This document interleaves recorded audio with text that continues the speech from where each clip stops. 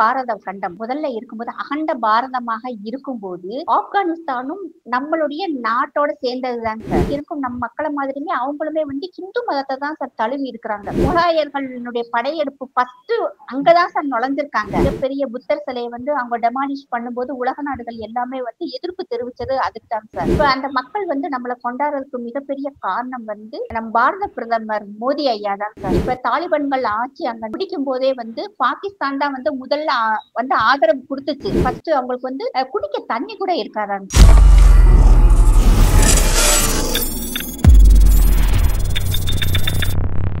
சாமானியன் குரல் தேசியவாதிகளுக்கு எனது பணிவான வணக்கம். நாம் இன்னைக்கு சகானாஸ் பேகம் அவங்கள சந்திக்கிறோம். அவங்க இப்போ ரம்ஜான் நோன்புல இருக்காங்க.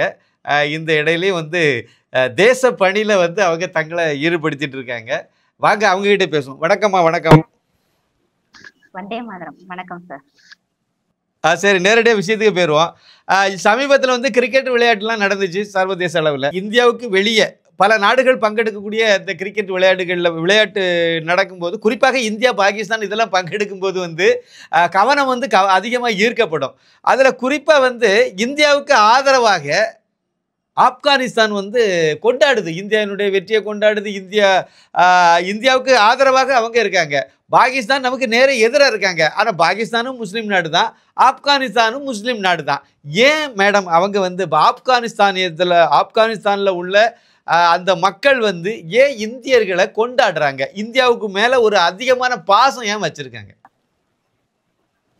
இது ரொம்ப நல்ல கேள்விங்க சார். இந்த விஷயத்த சொல்லும்போது எனக்கே ஒரு சந்தோஷமாவும் பெருமையாவும் இருக்குங்க சார். ஏன்னா நம்ம பாரத கண்டம் முதல்ல இருக்கும்போது அகண்ட பாரதமாக இருக்கும்போது ஆப்கானிஸ்தானும் நம்மளுடைய நாட்டோட சேர்ந்ததுதாங்க சார். காந்தாரம்லாம் அங்கதான் இருக்கு. மகாபாரதத்துல இருக்கிற காந்தாரியினுடைய பிறந்த ஊரு காந்தாரம். காந்தாரம் இன்னைக்கு கந்தகார்ங்கிற பேர்ல இருக்குங்க சார். இன்னுமே எப்பயுமே அங்க இதுக்கு முன்னாடி அவங்க இருந்ததுமே நம்மள மாதிரி, அதாவது இங்க இருக்கும் நம்ம மக்களை மாதிரியுமே அவங்களுமே ஹிந்து மதத்தை தான் சார் தழுவி இருக்கிறாங்க. முகலாயர்களுடைய படையெடுப்பு ஃபர்ஸ்ட் அங்கதான் சார் நுழைஞ்சிருக்காங்க. அங்க நுழைஞ்ச மக்களை கொடுமைப்படுத்தி மதம் மாற்றினதுக்கு பிறகுதான் படிப்படியா அவங்க டெல்லி பக்கமா இங்கிட்டு வந்திருக்கிறாங்க. அது ஒரு காரணம். இப்பயுமே அங்க புத்த சிலைகள் அதிகமாக இருந்து இப்ப கூட பாமியான்ல கூட தாலிபான்கள் அந்த உலகிலேயே மிகப்பெரிய புத்தர் சிலையை அவங்க டெமாலிஷ் பண்ணும்போது உலக நாடுகள் எல்லாமே எதிர்ப்பு தெரிவிச்சது அதுக்கு தான் சார். இப்ப அந்த மக்கள் நம்மளை கொண்டாடுறதுக்கு மிகப்பெரிய காரணம் நம் பாரத பிரதமர் மோடி ஐயா தான் சார், உலகின் விஸ்வகுரு. அவர் செஞ்ச ஒரு முக்கியமான விஷயம் இன்னைக்கு மற்ற உலக நாடுகளும் சரி, மிகப்பெரிய வல்லரசான, அதாவது பணக்கார நாடுகள் சொல்லக்கூடிய சவுதி, துபாய், கத்தாரும் சரி, இது இன்னைக்கு தீவிரவாதிகளுடைய பிடியில இருக்கும் ஒரு நாடுதான். இருந்தாலும் இதுக்கு முன்னாடி இருந்த ஆப்கான ஆண்ட அந்த நாட்டு அமைச்சர்களும் சரி, இன்னைக்கு இருக்கிற தாலிபானும் சரி, இந்தியாவை ஒரு நட்பா தாங்க சார் பாக்குறாங்க. அதுக்கு காரணம் மோடி ஐயா. இப்ப தாலிபான்கள் ஆட்சி அங்க பிடிக்கும் போதே பாகிஸ்தான் தான் முதல்ல ஆதரவு கொடுத்துச்சு. ஆகா, பரவாயில்ல, இவங்க தாலிபான்கள் வந்துட்டாங்க, இனிமேல் நமக்கு இந்தியா ஒரு பொருட்டே இல்ல, தாலிபான்களை வச்சே போடு போற்றலாம். ஆமாங்க சார், அப்படிதான் அவங்க நினைச்சாங்க, ஒரு போடு போட்டலாம் அப்படின்னு நினைச்சது. ஆனா இங்க நடந்தது எல்லாமே ஏற்கு மாறா இருந்தது. மோடி ஐயா அங்க வந்த உடனே ஃபர்ஸ்ட் அவங்களுக்கு செஞ்ச நலத்திட்டங்கள் சார், அப்புறம் நம்மளை மட்டும் கவனிக்கல, இப்பதான் சார் தெரியுது அந்த நாட்டு மக்களையுமே சேர்த்து கவனிச்சிருக்காரு. இது நான் சொல்ற தகவல்கள் எல்லாமே 100% உண்மை சார். அந்த நாட்டு கோதுமை எல்லாம் அனுப்புனாங்கல்ல, இந்தியாவில இருந்து போச்சுதுல ஆப்கானிஸ்தான், இப்பவும் போயிட்டு இருக்கு. 50,000 டன் 50,000 சார் ஃப்ரீயா கொடுத்திருக்காங்க சார். அங்க இருக்கும் மக்களுக்கு அப்ப ஃபர்ஸ்ட் அவங்களுக்கு குடிக்க தண்ணி கூட இருக்காதாங்க சார். அந்த நாட்டு மீடியாவில் அந்த மக்கள் சொல்லும்போது பார்த்தா நமக்கெல்லாம் அவ்வளவு ஆச்சரியமா இருக்கு. குடிக்க தண்ணி கூட இல்லை, இங்க இருந்து தண்ணி கொடுத்து விட்டுருக்காங்க சார். 50,000 டன் கோதுமை கொடுத்துருக்காங்க. ஃபர்ஸ்ட் 20,000 டன் கொடுத்துருக்காங்க. அதுக்கப்புறம் மிச்ச 37,000 டன் கொடுத்துருக்காங்க சார். அது போக சைக்கிள்ஸ் கொடுத்துருக்காங்க பிள்ளைகளுக்கு. அங்க படிக்கும் பிள்ளைகளுக்கு ஸ்கூல் புக்ஸ் கொடுத்துருக்காங்க சார். கிரிக்கெட் ஸ்டேடியம் கட்டி கொடுத்துருக்காங்க. அங்க இருக்கும் இன்னைக்கு இருக்கிற பாராளுமன்றம் நம்ம கவர்மெண்ட் கட்டி கொடுத்துருக்குங்க சார். அது போக சல்மா அப்படிங்கிற டேம் கட்டி கொடுத்துருக்காங்க சார். அந்த டேம்ல மட்டுமே கிட்டத்தட்ட பல ஆயிரம் கிராமங்கள் வந்து பயனடைதாங்க சார். விவசாயத்துக்கும் பயன்படுது, குடிக்கிற நீருக்கும் பயன்படுது. அது இருக்கும் போதேவும் நம் நாட்டுல இருக்கும் மாதிரி பல தடுப்பணைகள் கட்டி கொடுத்திருக்காங்க சார். ஏன்னா அந்த மக்கள் வந்து இப்ப வரைக்குமே வந்து வேர்ல்டு பேங்க்ல வந்து கடன் வாங்குற தகுதி கூட இல்லாத நாடுன்னு சொல்றாங்க சார். மற்ற நாடுகள் வந்து அவங்களுக்கு கொடுக்குற பணத்துலதான் அந்த கவர்மெண்ட் நடந்துட்டு இருக்கும் போது இது எல்லாமே வந்து நம்ம நட்புறவா கொடுக்குறோம். நம்ம நாட்டுல பட்ஜெட் தாக்கல் பண்ணும்போது அந்த நாட்டு மக்கள் சந்தோஷமா இருப்பாங்க சார். என்ன காரணம்னா பட்ஜெட் போட்டா நமக்கு பணம் கொடுப்பாங்க. ஆமாங்க சார், உண்மை. நமக்கு பணம் கொடுப்பாங்க, அதை வச்சு நமக்கு இங்க நல்லா இருக்கும்னு சொல்லி ஒவ்வொரு பட்ஜெட்லயும் பார்த்தோம்னா ஆப்கானிஸ்தானுக்கு 600 கோடி ரூபாய் நம்ம கவர்மெண்ட் ஒதுக்குதுங்க சார். இது வந்து அந்த மக்கள் வந்து இது பண்றாங்க. அது மட்டும் இல்லாம இங்க இருந்து பால் பவுடர் போகுதுங்க சார், பிஸ்கட்ஸ் போகுது, லேடிஸ்க்கு வந்து நாப்கின்ஸ் கொடுக்குறோம், ட்ரெஸ்ஸஸ் கொடுக்குறோம். அங்க அதிகமான நாட்கள் வந்து நம்ம காஷ்மீர் மாதிரி குளிர் பிரதேசம் பனி கட்டிகளா இருக்குங்க சார். ஒரு ஏரியாவே அப்படி ரொம்ப அதிகமா இருக்கு. அந்த டைம்ல வந்து கம்பளிகள், ஸ்வெட்டர்ஸ் குழந்தைகளுக்கு கொடுக்குறாங்க. செப்பல் அந்த மக்கள் சொல்லும் போது நாங்க 100 ரூபாய்க்கு செப்பல் கூட நாங்க வாங்கி போட முடியாம நாங்க ரோட்ல நடந்து போவோம், கால்ல மண்ணையோ. ஆனா இன்னைக்கு உங்க நாட்டுல வந்து பேரகன் ஷூ செப்பல்ஸ் எல்லாம் நாங்க போடுறோம். இதெல்லாம் வந்து இன்னைக்கு ஒரு ஹாஃபேர்னு சொல்ற நாட்டை ஆளும் ஒரு மோடி வந்து எங்களுக்கு இவ்வளவு செஞ்சிருக்கிறாங்க அப்படின்னு சொல்லும் போது பெரியவங்கள்ல இருந்து சின்ன பிள்ளைங்க வரைக்கும் அதை வந்து மக்கள்கிட்ட கொண்டு போய் அந்த கவர்மெண்ட் சேர்ந்துருக்குங்க சார். அது மட்டும் இல்லாம தாலிபான் கவர்மெண்ட் வந்த பிறகு பாகிஸ்தான் ரொம்ப கொண்டாடிச்சு. அவங்கதான் வந்து எங்களுடைய ஆட்சியை வந்து அதிகாரப்பூர்வமாக அங்கீகரிச்சாங்க. ஆனா இந்த நிமிஷம் வரைக்கும் நம்ம இந்தியா வந்து அந்த அங்கீகாரம் கொடுக்கல. இருந்தாலும் இது வந்து ஒரு நட்புறவு ரீதியாக தான் இவ்வளவு விஷயங்களை செஞ்சுக்கிட்டு இருக்காங்க சார். அங்க முக்கியமான விஷயம் வந்து அந்த நாட்டுல வந்து 95% மக்களுக்கு அந்த லோக்கல் லாங்குவேஜை தவிர மற்ற லாங்குவேஜ் தெரியாதுங்க சார். அங்க வந்து பக்தூன் அந்த டோரி இந்த 2 லாங்குவேஜ் தான் பேசுறாங்க. அங்க இருந்து மக்கள் வருஷத்துக்கு 14,000 பேரு நம்ம இந்தியாவுக்கு வந்து படிக்க வர்றாங்க சார். அதுக்கு ஸ்காலர்ஷிப் நம்ம கவர்மெண்ட் தான் கொடுக்குது. அப்ப இங்க வந்து படிக்கிற பசங்க வந்து அவங்க வந்து இங்கிலீஷ் கத்துக்கிறாங்க, ஹிந்தி கத்துக்கிறாங்க சார். இப்ப இவங்க என்ன செய்யறாங்கன்னா அங்க போய் யூடியூப் ஆரம்பிச்சு இப்ப நம்ம இந்தியன் கவர்மெண்ட் நம்ம நாட்டுக்கு என்ன செய்யுது, நம்ம இன்னைக்கு எந்த நிலைமையில இருக்கிறோம் சொல்லும் போது அங்க ஒரு சின்ன பையங்களுக்கு கூட நம்ம நாட்டு மேல அவ்வளவு ஒரு ஈடுபாடு இருக்கும் சார். அதுதான் சார் முக்கியம். இதுக்கு என்ன சொல்றாங்கன்னா பாகிஸ்தான் வந்து நமக்கராம, அதாவது வந்து முதுகுல குத்திட்ட, நாங்க உங்களுக்கு அதை பார்த்தோம், நீங்க எங்களை விட்டுட்டு அந்த நாட்டு கூட நீங்க போய் சப்போர்ட் பண்றீங்க. அது இப்ப நேத்து கூட ஒரு கிரிக்கெட் பிளேயர் சொல்லியிருக்காரு, அவன் ஜெயித்த நீங்க ஏன்டா ஆடுவீங்க அப்படின்னு கேட்டிருக்காரு. இவங்க நாங்க அப்படித்தாண்டா ஆடுவோம், ஏன்னா நாங்களும் அவங்களும் பாய் பாய், நாங்கெல்லாம் சகோதரர்கள் அப்படின்னு சொல்லி. இப்ப ஃபைனல்ல வந்து ஆப்கானிஸ்தானும் இந்தியாவும் ஜெயித்து விளையாண்டா எந்த நாடு ஜெயிக்கணும்னு அந்த மக்கள்கிட்ட கேட்டா எந்த நாடு ஜெயிச்சாலும் எங்களுக்கு சந்தோஷம்னு சொல்றாங்க சார். ஏன்னா எங்களுக்கு ரெண்டுமே ஒண்ணுதான், எங்களுக்கு வந்து எந்த வித்தியாசமும் தெரியல. அதுக்கு ஒரு பத்திரிகைக்காரங்க கேட்டாங்க, உங்க நாடு ஜெயிச்சா உங்களுக்கு நிறைய பணம் கிடைக்கும், அந்த பணத்தை வச்சு நீங்க உங்க நாட்டை மேம்படுத்தலாம்ல, எதுக்கு நீங்க இந்தியாட்ட விடுறீங்க இந்த தொடரை அப்படிங்கிறதுக்கு இந்த மக்கள் சொல்றாங்க சார், இதுல கிடைக்கிற பணத்தை விட பல மடங்கு எங்களுக்கு இந்தியா கொடுக்குது, இன்னும் எங்களுக்கு இந்தியா செய்யும், எங்களுடைய வாழ்க்கை தரம் உயர்ந்திருக்கு அப்படின்னு சொல்றாங்க சார். இப்ப அங்க தாலிபான்கள்ட்ட வந்து யாரும் வந்து அவ்வளவு ஈஸியா டூரிசம் போக முடியாதுங்க சார். இந்திய நாட்டு பிரஜையை தவிர யாரு போனாலும் அங்க பாதுகாப்பு இப்ப வரைக்கும் இல்லை சார். பாகிஸ்தானியர்கள் கேட்க வேணா தூக்கிட்டு போய் ஷூட் பண்ணிடுறாங்க. ஆனா இதே தாலிபான், ஆமா சார் இது உண்மை.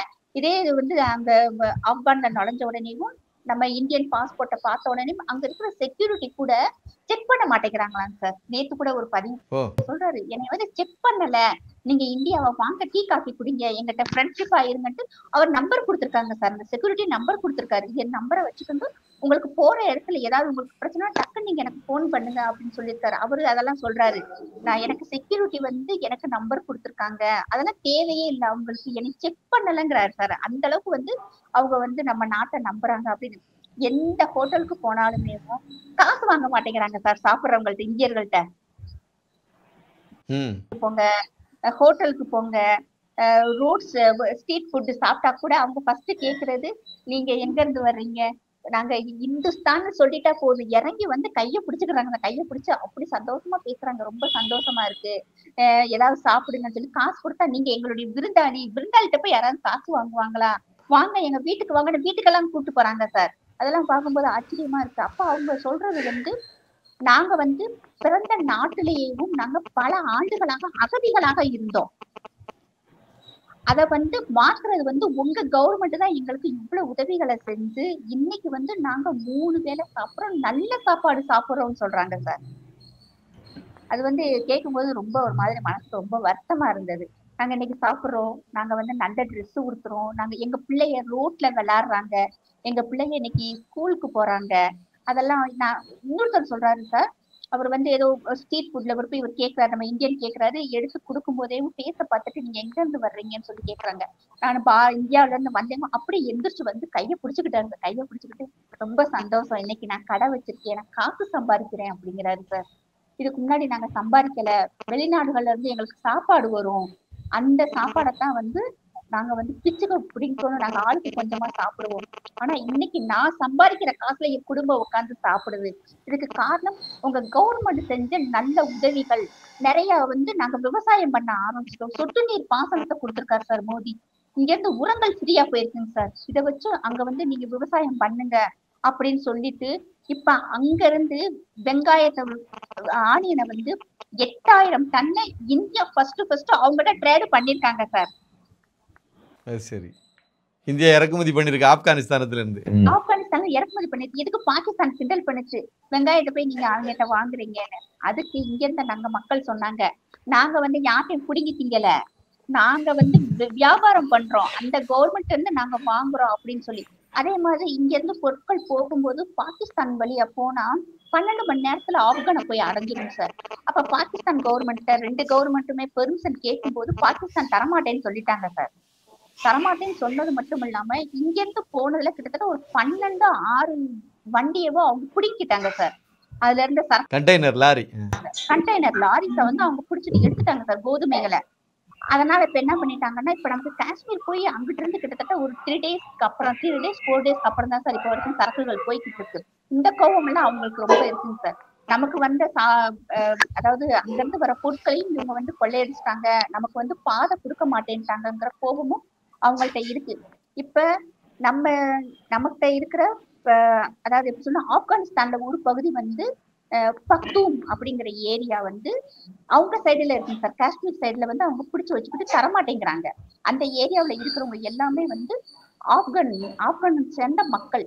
அவங்க என்ன பண்றாங்கன்னா, இப்ப இந்தியா இவ்வளவு நல்ல உதவி செய்யறது பார்த்து அவங்களுக்குமே வந்து இந்தியா மேல ஒரு பிடிப்பு ஏற்பட்டு அப்படியே கிரிக்கெட் நடக்கும்போது வந்து இந்தியாவுக்கு சப்போர்ட் பண்றது. இப்ப அங்க இந்தியா பாகிஸ்தான் மேட்ச் நடக்கும்போது இந்தியா கொடியை நிறைய கொண்டு போயிட்டாங்க. அதாவது வந்து நடக்கிறது துபாயில நடக்குது இந்தியா போட்டி. ஆனா மத்த மேட்ச் நடக்கும் போதுமே வந்து ஆப்கான் விளையாடும் போது அவங்க ஸ்டேடியத்துக்குள்ள இந்திய கொடியை கொண்டு போயிட்டாங்க சார். இது எப்படி நீங்க கொண்டு வரலாம்னு சொல்லி சண்டை வந்துருச்சு. அப்ப அதுக்கு அந்த ஆப்கான் மக்கள் எல்லாம் ஒண்ணு சேர்ந்து வந்தே மாதரம் அப்படின்னு கத்துறாங்க சார். பாகிஸ்தான் ஸ்டேடியத்துல இந்தியாவுக்கு சப்போர்ட்டாக வந்தே மாதரம். அவங்களால தாங்கவே முடியலங்க சார். எப்படி நீ இங்க வந்து இந்திய கொடியை வச்சுக்கிட்டு நீ வந்தே மாதரம் சொல்லணும்னா சொல்ல கத்தி அப்படியே அது என்ன சொல்றாங்க, பூஸ் பம் ஆகிட்டாங்க சார். பயங்கரமா கொண்டாடிட்டாங்க.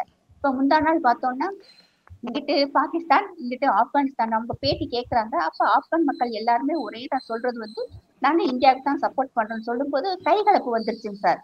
இன்னைக்கு காலையில பார்த்தோம்னா கிட்டத்தட்ட 100க்கும் மேற்பட்ட ஆப்கானியர்களை வந்து அரெஸ்ட் பண்ணிருக்காங்க. எப்படி வந்து நீங்க வந்து இப்படி பேசலாம் வைக்கலாம்னு சொல்லி. ஆனா வந்து அங்க இருக்கும் டிடிபிங்கிற தாலிபான்கள் வந்து இந்தியாவுக்கு நல்லா சப்போர்ட் பண்றாங்க சார். இப்ப நம்மள ஏதாவது ஆனா நீங்க சொல்றது கரெக்டு.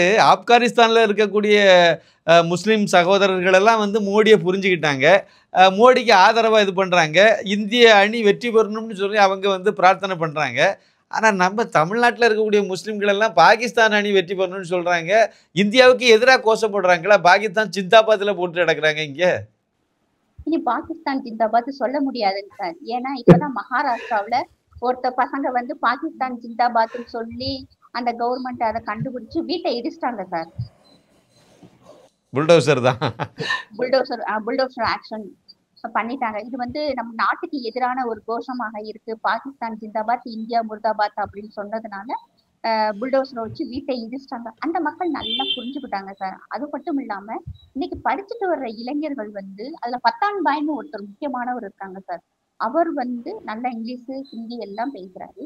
பயங்கர ஜாலியான ஆள் சார். ரொம்ப ஜாலியானவர். அவருக்கு வேலையே வந்து பாகிஸ்தானை அடிக்கிறது தான் வேலை. யூடியூப் போட அவங்கள கேவலப்படுத்த கிண்டல் பண்ண இதே தான் பண்ணிக்கிட்டு இருந்தாரு. நான் ரொம்ப ஜாலியான மனுஷன். இப்ப அவர் சமீபத்துல வந்து லண்டன்ல இருக்கிற ஒரு இஸ்லாமிய பெண்ணுக்கு பேட்டி கொடுத்தாரு சார். பேட்டி கொடுக்கும்போது அழுகுறாரு சார் அவரு. நாங்கெல்லாம் தீவிரவாத நாட்டுல நாங்கெல்லாம் பிறந்தவங்க. ஆனா இன்னைக்கு எங்களுடைய வளர்ச்சி முக்கிய காரணமே மோடி தான் சொல்றாரு சார். அவர் அப்படி நானே நினைச்சேன் பத்தான் பைக்கு இவ்வளவு சீரியஸ் எல்லாம் பேச வருமானு கூட நான் கமெண்ட் கொடுத்திருந்தேன் அவருக்கு. அப்படி பேச கிட்டத்தட்ட ஒரு மணி நேரம். அந்த பொண்ணு பேரு லுப்னா. அவங்க வந்து இந்தியாவை சார்ந்தவங்க தான். அவங்களுடைய பேரண்ட்ஸும் பாகிஸ்தானின்னு. அந்த பொண்ணு என்னை பாகிஸ்தானின்னு சொல்லாத, நான் வந்து மத்திய பிரதேசத்தை சார்ந்த எங்களுடைய ரீஜன் எல்லாமே வந்து நாங்க மத்திய பிரதேசத்தை சார்ந்தவங்க. அவங்க வந்து ஒரு டாக்டர்னு நினைக்கிறேன், லுப்னா அவங்க பேரு. அவங்களுக்கு ஒரு பேட்டி கொடுக்கும்போது சொல்றாரு, இன்னைக்கு எங்களுடைய வளர்ச்சி அவ்வளவு வளர்ச்சி. இது கிரிக்கெட் போர்டை பத்தி சொல்லும் போது சொல்றாங்க சார், அவங்களுக்கு வந்து 2 ஸ்டேடியம் கட்டி கொடுத்துருக்காங்க சார். இப்பவே வந்து அது இன்டர்நேஷனல் லெவலுக்கு தகுதி இல்லாம இருந்தாலுமே லோக்கல் மேட்சஸ் அங்க நடத்திக்கிறலாம். அந்த பசங்க போய் பிராக்டிஸ் பண்றாங்க. இந்தியாவுக்கு அவங்க எப்ப வேண்டாலும் வந்து கிரேட்டர், நம்ம நொய்டான்னு சொல்றோம் சார், அவங்க வந்து கிரேட்டர் நொய்டான்னு சொல்றாங்க சார் பேச்சிலேயே. அதே மாதிரி கோலியை வந்து கிங் கோலி, கிங்னு சொல்றாங்க. மகாராஜ் மகேந்திர சிங் தோனி, அவங்க வந்து அவ்வளவு ஹானரா சொல்றாங்க சார். அவங்களுக்கு வந்து பிறந்த வீடு எங்களுக்கு வந்து இந்தியா. எப்ப வேணாலும் அவங்க இங்க வந்து ட்ரைனிங் எடுத்துட்டு போறாங்க சார். அவங்களுக்கு வந்து ட்ரைனிங்கா இருக்கிற கோச் வந்து முதல்ல இந்தியாவில இருந்தாங்க, இந்தியர் தான். இப்ப வந்து அஜய் ஜடேஜா இருக்காரு இல்லையா, அவர் தான் வந்து அந்த இந்தியாவின் அந்த விளையாட்டினுடைய நுணுக்கங்களை சொல்லி கொடுத்துருக்காங்க. அப்ப இவங்க கேட்டுக்கோங்க, உங்களுக்கு நாங்க எத்தனை கோடி ரூபாய் வந்து நாங்க பீஸா கொடுக்கணும்னு சொல்லி தயங்கி கேட்டிருக்காங்க. அதுக்கு அஜய் ஜடேஜா சொல்லியிருக்காங்க, நீங்க வந்து முதல்ல வந்து இந்த விளையாட்டை வந்து நீங்க நம் நாட்டுக்காக விளையாடணும், உங்க நாட்டுக்காக நீங்க விளையாடணும், மனசுல பதிச்சுக்குங்க. நீங்க நல்லா விளையாடுங்க, பெரிய பெரிய டீமை வந்து நீங்க ஜெயிச்சு காட்டுங்க, அதுதான் நீங்க எனக்கு கொடுக்க போற ஃபீஸ்ன்னு சொன்னாராங்க சார். உட்கார்ந்து இருக்க ஒரு யூடியூபர் சொல்றாருங்க சார். எனக்கு இது முந்தா நாள் தான் இந்த விஷயம் தெரிஞ்சிச்சு. அவர் வந்து பாகிஸ்தானுக்கு அங்கேயே சண்டை நடக்குது இல்லையா, அப்ப அவர் சொன்னாரு, ₹1 எங்களுக்கு வந்து அஜய் ஜடேஜா வந்து ஃபீஸ் வாங்காது மட்டும் இல்லாம இப்ப வரைக்கும் அவங்களுக்கு வந்து ஒரு ட்ரெயினரா இருக்கிறாங்க. அவருக்கு அவ்வளவு சப்போர்ட் பண்றாங்க, அவ்வளவு மோட்டிவேட் பண்றாங்க. இன்னைக்கு எங்க ஆப்கான்ல இருக்கிற கிரிக்கெட் டீம் வீரர்கள் வந்து இங்கிலீஷ்ல பேசுறாங்கன்னா அதுக்கு அவங்க கொடுக்குற தைரியம் தான். எங்களுக்கு எங்க மக்களுக்கு 95% பேருக்கு லோக்கல் லாங்குவேஜ் தவிர வேற எதுவுமே தெரியாது. 5% பேர் தான் இந்த 5% இந்தியர்களால தான் நாங்க பேசுறோம் அப்படின்னு சொல்றாங்க. அந்த பத்தான் பை சொல்லும் போது அவரும் அதை ஒத்துக்கிட்டாங்க சார். எல்லாமே காரணம். சரி, இந்த இடத்துல எனக்கு ஒரு சின்ன இடைமறித்தல், ஒரு சந்தேகம். ரொம்ப நேரமாக மைண்டில் மூளையை குழப்பிட்டு இருக்கேன். அதனால் உங்கள்கிட்ட கேட்டுறேன். நான் வந்து தமிழ்நாட்டில் சென்னையில் இருக்கேன், நீங்கள் வந்து தமிழ்நாட்டில் ஏதோ ஒரு கடைக்கோடி கிராமத்தில் உட்காந்துருக்கீங்க. ஆனால் எனக்கு தமிழை தவிர கொஞ்சம் இங்கிலீஷ் தெரியும், அவ்வளோதான். மலையாளத்தில் ஏதாவது சொன்னால் கொஞ்சம் புரியும், அவ்வளோதான். கன்னியாகுமரி மாவட்டத்தில் பிறந்ததுனால கொஞ்சம் நிறைய நண்பர்கள்லாம் கொஞ்சம் மலையாள வாடையோடு இருந்ததுனால கொஞ்சம் அவங்க பேசுகிறது புரியும், அவ்வளோதான். ஆனால் எதுவுமே தெரியாது. நீங்கள் ஆப்கானிஸ்தான், பாகிஸ்தான் அங்கெல்லாம் பேசக்கூடிய அங்கே லோக்கல் லாங்குவேஜ் எல்லாம் உங்களுக்கு எப்படி புரியுது? சார் எனக்கு ஹிந்தி தெரியும் சார். ஹிந்தி தெரியும் சார். சரி, ஹிந்தி தெரியும், நீங்க தப்பிச்சிட்டீங்க சார். ஹிந்தி தெரியும் போடா. சரி, ஹிந்தி நீங்க எப்படி கத்துக்கிட்டீங்க? எங்களெல்லாம் படிக்க விட மாட்டேன்ட்டாங்க சார். எங்களுக்கு வீட்ல பேசுற லாங்குவேஜ் வந்து உருது சார். சரி, என்னோட ஃப்ரெண்ட்ஸ் நிறைய பேர் வந்து ஹிந்தி பேசுவாங்க சார். அவங்க அப்ப இந்தியும் உருதும் ஒரே பக்கத்து இதுதான். அப்போ இந்தியும் உருதும் உருது தெரிஞ்சா ஹிந்தி ஈஸியா தெரிஞ்சிடும், ஈஸியா கத்துக்கலாம். ஹிந்தி தெரிஞ்சிச்சுன்னா எல்லா லாங்குவேஜும் கத்துக்கலாம் சார். ஓஹோ, அதனாலதான் தமிழ்நாட்டுல இந்திய படிக்க விட மாட்டேங்கிறாங்க. அதாவது ஒரு விஷயம், இந்த இடத்துல நான் அதை கொஞ்சம் பதிவு பண்ணிடுறேன். நீங்கள் உங்களுக்கு ஹிந்தி தெரிஞ்சதுனால நீங்கள் இங்கேருந்து ஆப்கானிஸ்தான், பாகிஸ்தான் பார்டர் தாண்டி எல்லா நாட்டில் உள்ள நிலவரங்களையும் உங்களால் புரிஞ்சிக்க முடியுது. ஏன்னா ஹிந்தியில் போடுறாங்க, இல்லைன்னா அவங்க வந்து உருதிலே பேசினாலும் அது உங்களுக்கு புரியுது. ஏறக்குறைய ஒவ்வொரு மொழிக்கும் இடையில கொஞ்சம் தொடர்பு இருக்கிறனால ஈஸியாக அதை புரிஞ்சிக்க முடியுது, எல்லா விவரமும் தெரிஞ்சிக்க முடியுது. ஆனால் என்னால் பாகிஸ்தானில் உள்ள இது இல்லை, இங்கே சென்னையில் டெல்லியில் என்ன நடக்குங்கிறத சென்னையில் இருந்தே நமக்கு புரிஞ்சிக்க முடியல. அவங்க வந்து இங்கிலீஷில் ஏதாவது வந்தால் தான் நமக்கு தெரியுது. மற்றபடி அது இந்தியில வந்தாலும் தெரியல, இல்ல வேற ஏதாவது ஒரு இந்திய மொழியில வந்தாலும் தெரியல, இல்ல நீங்க வந்து சொல்ல மாதிரி பாகிஸ்தான்ல பங்களாதேஷ் இல்லைன்னா ஆப்கானிஸ்தான்ல என்ன நடக்குன்னு சுத்தமா தெரியாது. எனக்கு மொழி தெரியாது எங்களுக்கு. ஆமா. இப்பதான் புரியுது. இந்தி தெரியாம இருக்கிறது எவ்வளவு முட்டாள்தனம் அப்படிங்கிறது இதுல தான் நம்ம புரிஞ்சுக்க வேண்டியது இருக்கு. கரெக்டா சொல்றதா இருந்தா. இல்ல சார், இப்ப அது மட்டும் இல்லைங்க சார். இப்ப நமக்கு ஹிந்தி தெரிஞ்சா இவ்வளவு அட்வான்டேஜ் இருக்குல்லங்க சார். இப்ப நம்ம நாட்டுல நடக்கிற நிறைய விஷயங்கள் நமக்கு தெரிய மாட்டேங்குதுங்க சார். அதுதான் ஒரு பெரிய உண்மைதான். இன்னொன்னு நீங்க சொன்னா திருப்பிங்க சார். நம் இந்தியாவினுடைய வளர்ச்சிய நம் நாட்டு சேனல்கள் காட்டுறதை விட பாகிஸ்தான் சேனல் நிறைய காட்டுவாங்க சார். நம்ம நிறைய பாகிஸ்தான் சேனல் அது சரி. நான் ஓப்பனா சொல்றேன். இது வரைக்கும் நான் எதுலயும் நான் சொன்னதில்லை. இன்னைக்கு நான் சொல்றேன். நிறைய பாகிஸ்தான் சேனல்ல தான் சார் பார்ப்பேன். அவன் வந்து அப்படியே நூல் பிடிச்ச மாதிரி கரெக்டா சொல்லிடுவாங்க சார். அதுக்கப்புறம் தான் நம்ம நாட்டு சேனலை பார்க்கும்போது ஓ இவ்வளவு விஷயங்கள் நடந்துகிட்டு இருக்கா அப்படின்னு சொல்லி நமக்கு அது சின்ன விஷயமா இருக்குங்க சார். இப்ப முந்தா நாள் வெளிநாட்டுல இருந்து ஒரு டெலிகேட்ஸ் வந்திருக்காங்க. அவங்க எதுக்கு வந்தாங்க, அவங்க பேர் கூட நமக்கு தெரியலங்க சார். ஆனா நேற்று பாகிஸ்தான்ல என்ன சொல்றாங்க, அவங்க வந்திருக்கிறது வேர்ல்டு பிக்கெஸ்ட் ட்ரேடுக்காக வந்திருக்காங்க. ட்ரேடு கான்ட்ராக்ட் நடந்திருக்கு இந்தியாவுக்கும் அவங்களுக்குங்கிறாங்க சார். இதை வச்சு அவங்க டிபேட் பண்ணி பெரிய இஷ்யூவா பேசிட்டு இருக்காங்க சார். நமக்கு தெரியாதுங்க சார். அதுக்கப்புறம் தான் நம்ம அவங்க பேர் என்ன ட்ரேட் பண்றாங்க, என்ன அக்ரிமெண்ட் நம்ம அதுக்கப்புறம் நம்ம தேடுற மாதிரி இருக்குங்க சார். அப்படி அது சரி.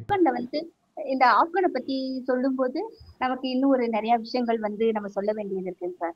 எப்படின்னா ஒரு ஒரு ஒரு ஒரு ஒரு ஒரு வருஷத்துக்கு முதல்ல சாரா ஆடம் அப்படின்னு சொல்ற அமெரிக்காவை சார்ந்த CIA அதுல ஒர்க் பண்ண ஒருத்தவங்க ஸ்டார் ரேயான் ஷோ அப்படிங்கிற ஒரு ஷோவுக்கு வந்து ஒரு பேட்டி கொடுக்குறாங்க சார். அவங்க கொடுக்கும்போது என்ன சொல்றாங்கன்னா, இந்தியாவுக்கும் தாலிபானுக்கும் அப்படி என்ன பாண்டிங்னே தெரியல, அவங்க வந்து ரெண்டு பேரும் ரொம்ப க்ளோஸா இருக்கிறாங்க. அதுக்கு என்ன காரணம்னா 10 மில்லியன் அமெரிக்கன் டாலர் வந்து தாலிபானுக்கு பீஸா கொடுத்து, அதாவது 35-40 வருஷங்களுக்கு முன்னாடி இந்தியாவுக்கு எதிராக யாரு அவங்க நாட்டை சீர்குலைக்கணும்னு நினைச்ச தீவிரவாதிகளை வந்து போட்டு தள்ளுறதுக்காக வெறும் 10 மில்லியன் டாலர் 10 மில்லியன் டாலர் கொடுத்துருக்காங்க அப்படின்னு சொல்றாங்க சார். வெறும் 10 மில்லியன் டாலருக்கு எப்படி வந்து இவங்களால இவ்வளவு வேலை வாங்க முடியும் அப்படின்னு சொல்றாங்க சார். அதுக்கு என்னென்ன இதுன்னு சொல்றாங்கன்னு பார்த்தோம்னா, கிட்டத்தட்ட வந்து மும்பைல வந்து தொடர் குண்டுவெடிப்பு நடந்தது இல்லையா, அது ஒண்ணு. 26/11 தாஜ் ஹோட்டல்ல அட்டாக் ஆன அஜ்மல் கசாப், அதுக்கு மூளையாக இருந்த ஆட்கள். 1935 ஏர் இந்தியா பிளைட் 182 சாம்ராட் கனிஷ், அதுல வந்து 329 பயணிகளோட கடத்தினது. அது மட்டும் இல்லாம பார்லிமெண்ட் அட்டாக் ஆனது 2001. 1999 டிசம்பர் 24 கந்தகார் விமானம் 190 பயணிகளோட கடத்தப்பட்டது. கனடால அவதார் சிங் காண்டா தேசிய கொடியில காலில் போட்டு மிதிச்சது. இவங்களுக்கு நிறைய 2019 புல்வாமா இப்படி நிறைய இருக்குல்லங்க சார். இதுல வந்து 2019 மார்ச் 4 அகமதாபாத் பொதுக்கூட்டத்துல மோடி பேசுறாரு சார். எப்படின்னா, எங்க நாட்டுக்கு எதிராக யாரு செயல்பட்டீங்களோ அவங்கள இறந்து பூமிக்குள்ள இருந்தா கூட தோண்டி எடுத்து உங்களை வீடு நுழைஞ்சு அடிப்போம் அப்படின்னு சொன்னாரு சார். அப்ப இருந்து இப்ப வரைக்கும் மொத்தம் வந்து 30 ஆட்களை டார்கெட் பண்ணிருக்காங்க சார். அவங்க பேசும்போது 18 ஆட்களை வந்து டார்கெட் பண்ணிருக்காங்க. 18 பேர் இல்ல, பாகிஸ்தான்ல இல்ல. அதாவது ரொம்ப முக்கியமான ஆட்கள் சார் இதுல சம்பந்தப்பட்ட ஆட்கள் இது. ஆனா பாகிஸ்தான் மீடியா என்ன சொல்லுதுன்னா, அவங்க பொய் சொல்றாங்க, இது வரைக்கும் 23 பேரை கொண்டிருக்காங்க அப்படின்னு பாகிஸ்தான் உண்மையை சொல்றாங்க. அவங்க உண்மையை சொல்றாங்க. ஆமா சார் சொல்லுவாங்க. இந்தியா ஒண்ணு சொல்ல அவங்க இவங்க பொய் சொல்றாங்க அப்படின்ட்டு உண்மை சொல்லுவாங்க. இப்போ அங்க காஷ்மீர் எலெக்ஷனுக்கு முதல்ல வந்து நாங்க இது அதாவது மொத்தம் 68% பேர்ல நாங்க வந்து 60% பேரை தீவிரவாதிகளை கொண்டதுல இவங்கள பாகிஸ்தான் தீவிரவாதிகள்னு சொல்லி நம்மளுடைய ஜெனரல் சொன்னாங்க. அதுக்கு பாகிஸ்தான்ல இருக்க அந்த டிபார்ட்மெண்ட், அதாவது மிலிட்டரி டிபார்ட்மெண்ட் ஆபீசர் சொல்றாங்க, இந்தியா போய் சொல்லுது, அவங்க கொண்ட 72% பேர் எங்க ஆளுங்க அப்படின்னு சொல்லுது. அப்ப இவ்வளவு பேரை நீங்க சொல்லுவீங்களாடா, வாங்கடா அப்படின்னு. அப்ப இந்தியா எப்ப பார்த்தாலும் குறைச்சு சொல்ல வேண்டியது. ஆனா அவன் உண்மை பேசுறேன்னு இங்க இருக்கிற நம்ம மீடியா எல்லாம் சொல்லி சிரிச்சுக்கிட்டு இருப்பாங்க. அப்ப இவ்வளவு பேரை வந்து பழி வாங்குறதுக்காக இதுல நிறைய பேருக்கு வந்து சாப்பாட்டுல விஷ வச்சு கொல்லப்பட்டிருக்காங்க சார். ஒரு சிலருக்கு வந்து ஊசி போட்டு கொண்டிருக்காங்க. அது ஷூட் பண்ணா 9 குண்டுகள் ஷூட் பண்றாங்க சார். இதுக்கு என்ன காரணம்னு எனக்கு தெரியல இப்ப வரைக்கும். இத வந்து உறுதிப்படுத்தினவர் வந்து பாகிஸ்தான்ல இருக்கிற ஒரு பத்திரிகையாளர் வந்து இப்ப அவர் வந்து பாகிஸ்தான்ல இல்ல, நல்லவன் தீவனத்துக்கு உள்ள போட்டுருவாங்கன்னு அவர் இப்ப லண்டன்லயோ எங்கேயோ இருக்காங்க சார். அவர் பேர் வந்து அம்ஜத் அயூப் மிஸ்ரா. அவர் அடிக்கடி வந்து ஒரு சேனலுக்கு பேட்டி கொடுப்பாங்க சார். அவர் ஒரு நாள் சொன்னாரு, இப்ப இல்ல 9 மாசம் இருக்கும், ஒரு 7-8 மாசத்துக்கு முன்னாடி அவர் நம்ம எலெக்ஷனுக்கு முன்னாடி அவங்க எல்லாம் வந்து நம் நாட்டினுடைய அரசியல நல்லா வாட்ச் பண்றாங்க சார். அதுல அவர் சொல்றாரு, அதாவது வந்து துபாயில இருக்கிற மினிஸ்டர்ஸ் ஒரு சிலரும் இந்திய மினிஸ்டர்ஸும் நாள சந்திக்கிறாங்க சார். அதுக்கு அடுத்த நாள்ல பார்த்தோம்னா ஹபீஸ் சையதுடைய ரைட் ஹேண்டா இருக்கிறவர் அவங்களும் ஆப்கன் தாலிபன்ஸினுடைய இவர் தான் முக்கியமானவர், அவரும் பாகிஸ்தானுடைய அபிஷியல்ஸும் தோஹால வந்து மீட் பண்றாங்களாங்க சார். அவங்க மீட் பண்றாங்க.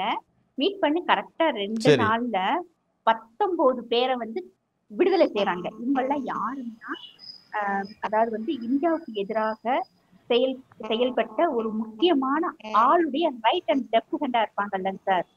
ஹபீஸ் சையது இந்த ஆள் வந்து எதிராக செயல்பட்டாங்க இல்லையா, இவருக்கு வந்து ரைட் ஹேண்டா இருக்கிற ஆள் வந்து மொத்தம் 19 பேரை பாகிஸ்தான் ஜெயில இருந்து விடுவிக்கிறாங்க சார். நாள்ல நடக்குது இந்த விஷயம் எல்லாமே.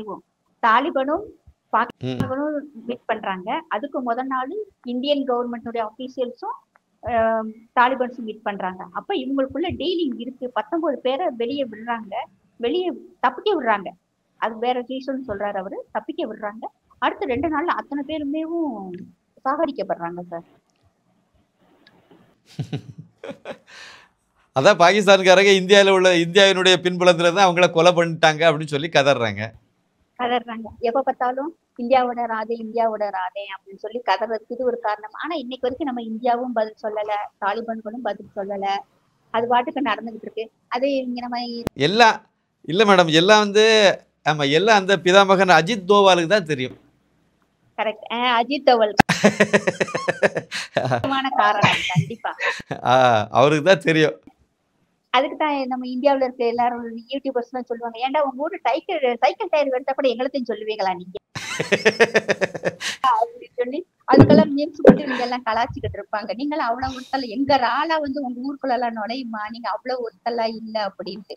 இப்ப அதனாலதான் சார் இப்ப இந்தியா வந்து ஒரு நல்ல பாண்டிங்ல போய்கிட்டு இருக்கு. இப்ப ஆப்கானிஸ்தான்ல நம்ம இந்தியாவினுடைய தூதரகத்தை ஆரம்பிச்சிட்டாங்க சார். ஆரம்பிச்சது மட்டும் இல்லாம அது வந்து ஒரு சைடு நமக்கு அதாவது இப்ப வந்து தாலிபான்களுடைய ஆட்சி அங்க இருக்கிறதுனால, ஆனா இந்தியாவில இருக்கிறது வந்து ஆப்கானிஸ்தான்கள் இருக்காங்க. இவங்க போயிட்டாங்கன்னா டைரக்டா இங்க அவங்களுடைய ஆபீசர்ஸ், அதாவது தாலிபான்களுடைய ஆபீசர்ஸ் இங்க வந்துட்டாங்கன்னா எல்லா டீலிங்குமே நம்ம டைரக்டா பண்ணிடலாம் அப்படின்னு சொல்றாங்க சார். இன்னும் நம்ம எலக்ட்ரிசிட்டியும் அவங்களுக்கு நம்ம உற்பத்தி பண்ணி கொடுத்துருக்கோம் சார் அது ஆப்கானிஸ்தானுக்கு. இப்படி நிறைய விஷயங்கள் வந்து நம்ம அவங்களுக்கு உதவி செஞ்சிருக்கோம்.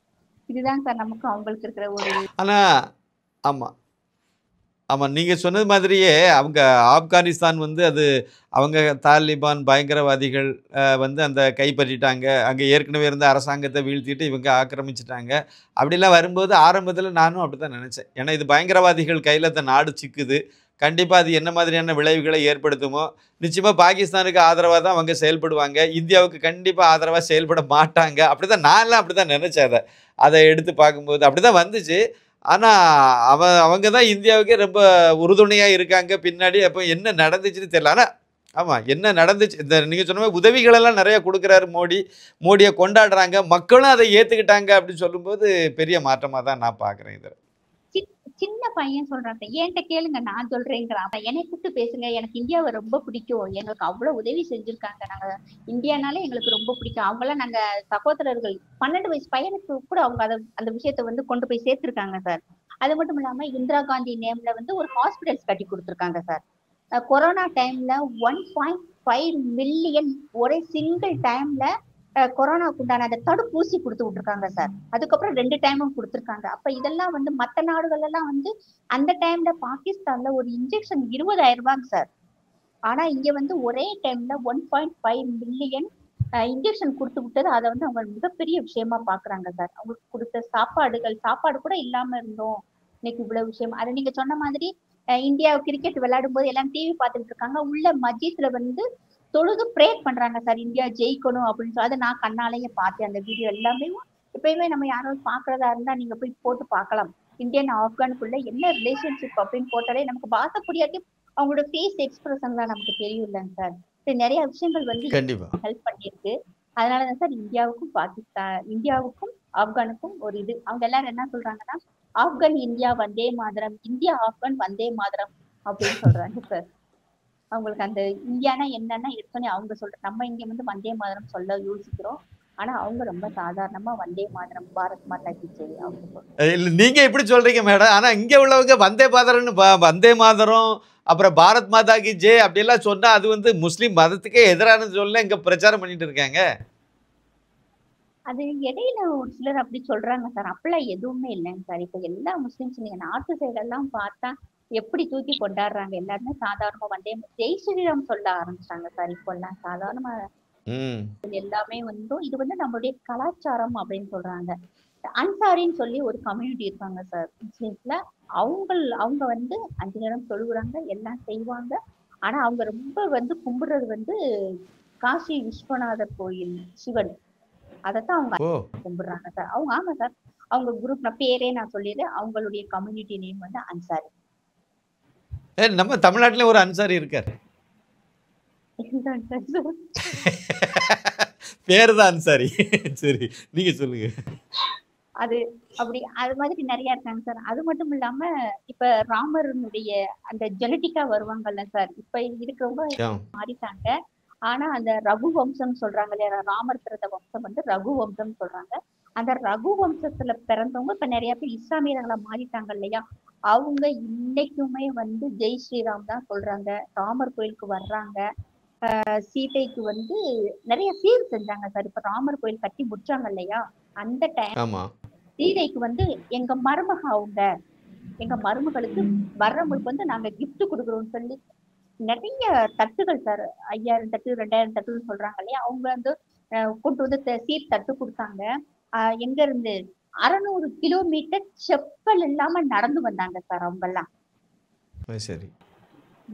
பல எங்க உத்தரப்பிரதேசல இருந்து நிறைய ஏரியாவுல இருந்து முக்கியமான இடங்கள்ல இருந்தெல்லாம் அவங்க அப்படியே டெல்லியில இருந்து நடந்து வந்தாங்க. அது ஒரு சில ஊர்கள் இருக்கு, அங்க இருந்து அந்த கம்யூனிட்டி, அவங்க இஸ்லாமியர்கள் தான் கம்யூனிட்டி தான். எங்களுக்கு நிறைய கம்யூனிட்டிஸ் இருக்கிறாங்க. அதுல வந்து அந்த அவங்க ஓப்பனாவே எங்க சொல்றாங்க, நாங்க வந்து ரகுவம்சத்தை சேர்ந்த முன்னோர்கள், ராமர் வந்து எங்களுடைய குழந்தை, சீதா எங்களுக்கு மருமக, நாங்க வந்திருக்கோம்னு சொல்லிட்டு தொப்பியோட தான் சார் வந்தாங்க. யாருமே அவங்களுடைய அடையாளத்தெல்லாம் மறைச்சிட்டு வரல. அவங்க உள்ள வரைக்கும் போனாங்க, நின்றாங்க, பார்த்தாங்க, ஏன்னு கத்துனாங்க, டான்ஸ் ஆடினாங்க, வந்துட்டாங்க. இப்ப எல்லாமே நிறைய மாற்றம் வந்துக்குதுதாங்க சார். பாத்தீங்களா, இதெல்லாம் எங்களுக்கு தெரியாமே ஆக்கிவிட்டாங்க. இந்திய படிக்க விடாம எங்களுக்கெல்லாம் தெரியாம இங்க உள்ள மக்கள் மட்டும் தமிழ்நாட்டுல ஹிந்தி படிச்சுட்டாங்கன்னா மோடி என்ன பேசுறாருன்னு கண்டுபிடிச்சு விடுவாங்க. இப்ப மக்கள் வாழ்க்கை எப்படி இருக்குன்னு தெரிஞ்சிடும். இப்ப நான் சொன்னது எல்லாமே ஒரு 5% தான் சார். நம்ம கிடைச்ச டைம் அவ்வளவுதான், நம்ம அதுக்குள்ள அவ்வளவுதான் சொல்றோம். இதை விட அதிகமான விஷயங்கள்லாம் நம்ம நாட்டுல நடந்துகிட்டு இருக்கு. இப்ப எப்படி நாங்க இஸ்லாமியர்களுக்கு வந்து ஏதாவது நடந்துட்டா அதை வந்து ரொம்ப பெரிய இஷ்யூ ஆக்கிட்டாங்க. இதுவே வந்து ஒரு பாசிட்டிவான இஷ்யூவா இருந்தா சொல்ல மாட்டேங்கிறாங்க சார், காட்ட மாட்டேங்கிறாங்க. இது இங்க மட்டும் இல்லைங்க சார், இந்தியா முழுவதுமே இப்படிதான் செய்யறாங்க இந்த மீடியாஸ் வந்து. ஆனா இப்ப நிறைய மீடியாஸ் வந்து வடநாட்டுல திருந்திட்டாங்க சார்.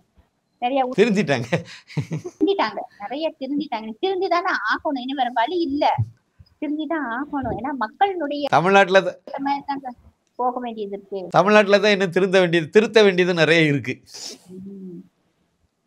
மீடியா தான் சார் காரணம்.